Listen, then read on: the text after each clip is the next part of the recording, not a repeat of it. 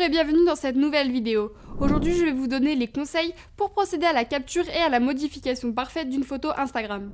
C'est sans aucun doute la quantité de belles photos publiées sur Instagram qui a permis que ce réseau social, beaucoup plus porté vers le visuel, gagne si rapidement en popularité.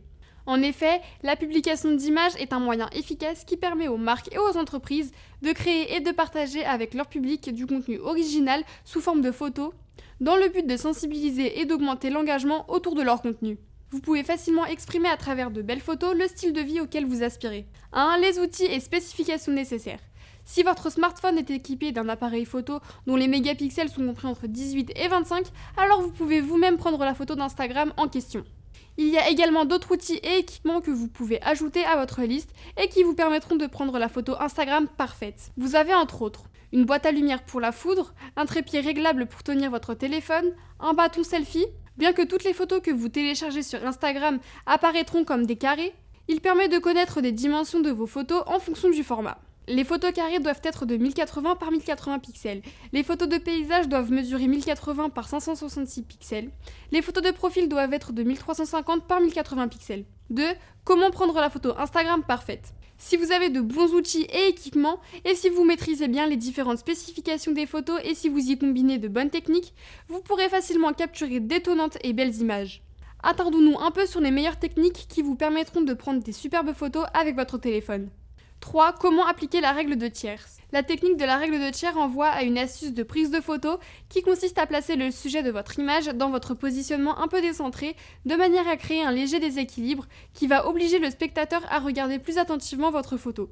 En d'autres termes, le déséquilibre créé sur la photo va amener les personnes qui la regardent à se concentrer sur votre produit. Cette règle de tiers peut être activée et pour le faire, vous allez devoir activer la ligne des grilles sur votre caméra.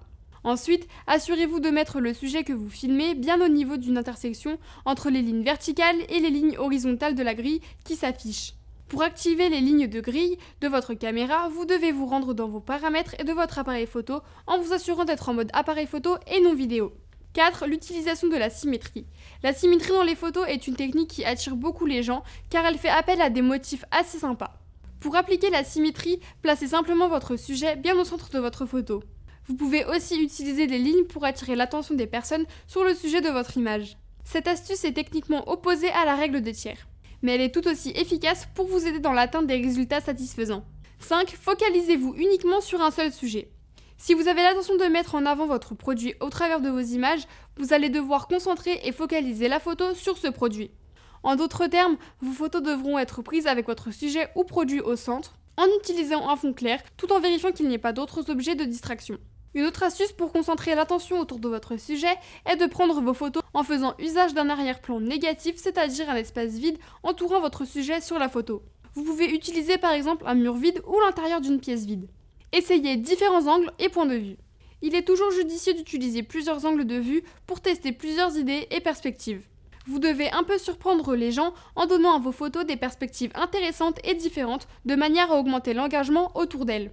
Pour y parvenir, pensez à modifier votre position de prise de vue. Expérimentez plusieurs possibilités de prise et n'ayez pas peur de faire les choses un peu à l'inverse. Utilisez la lumière naturelle lorsque cela est possible. Vous pouvez aussi faire usage des boîtes à lumière, mais de manière contrôlée. Sinon, elles seront plutôt à l'origine des éléments indésirables tels que les ombres et les zones de lumière LED qui peuvent dégrader la qualité de votre photo. Il est donc plus recommandé d'utiliser la lumière naturelle, c'est-à-dire prendre vos photos à l'extérieur, notamment avant le coucher du soleil ou plutôt au lever du soleil pour avoir des photos chaleureuses, saisissantes et d'apparence naturelle.